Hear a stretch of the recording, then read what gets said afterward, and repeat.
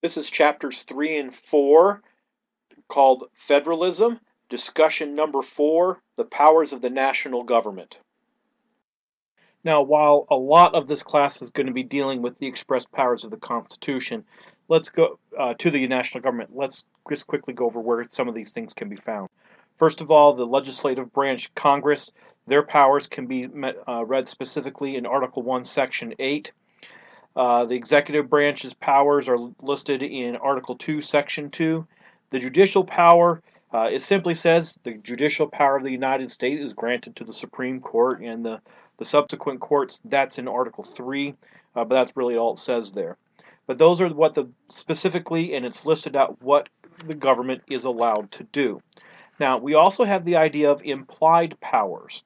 And implied powers means that they're not necessarily written in the Constitution, but they are implied if you read between the lines a little bit.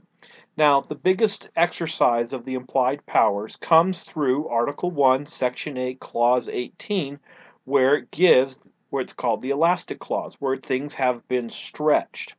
For example, the United States has the power to regulate commerce between the states. In order to regulate commerce between the states, Congress has decided that it can create a group of people to oversee the negotiation of contracts between union members and business owners, and to make sure that they adhere to particular union regulations as written out by the United States government. Now, there's nothing in the Constitution that says regulation of labor unions, but that has been created with the Commerce Clause. Also, the United States shall have the power to build and maintain post roads. Now, this was all about being able to get the mail to where it needed to be in a safe and timely manner. However, this clause was used along with the Commerce Clause and the Necessary and Proper Clause to create the interstate highway system. Yes, the mail does travel there, but there's a lot of other things that travel there as well. Also, building of hydroelectric dams. It was an idea of regulating interstate commerce and the regulation and administration of certain waterways. But that said, hey, you're allowed doing that. But again, all of these were based on, in some part, the regulation of foreign and interstate trade. The government has inherent powers. It is the sovereign government over this territory of land. It ultimately has the power of anything that happens in there. And so, therefore, it has the power to say you can come in or you cannot come in. It has the power to say that you are no longer welcome here. It has the power to say that we would like more land and we'll take that. It also has the power to diplomatically recognize the governments of other countries. Do we want to establish a relationship with the country of France?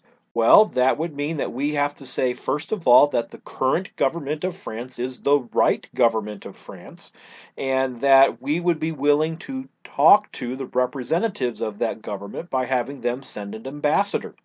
And so that's a diplomatic recognition of another country. It is pretty much the only way that one country can insult another country without using a gun. If you say, well, you're not the correct government, and therefore we don't recognize your proper existence, that's pretty much what one sovereign country can do to another sovereign country as a way of insult. And that's pretty much how the diplomats do it. Also, the government has the power to protect against internal subversion. If people want to get rid of the government does have an inherent power to try to survive. And therefore, it can have the power in order to restrict or restrain people who are trying to take away from what it does. And so, that is an inherent power in the government. And so, those are some very broad and very short descriptions of the different types of powers that the national government has. This concludes discussion number 4, the powers of the national government, which is part of the federalism unit.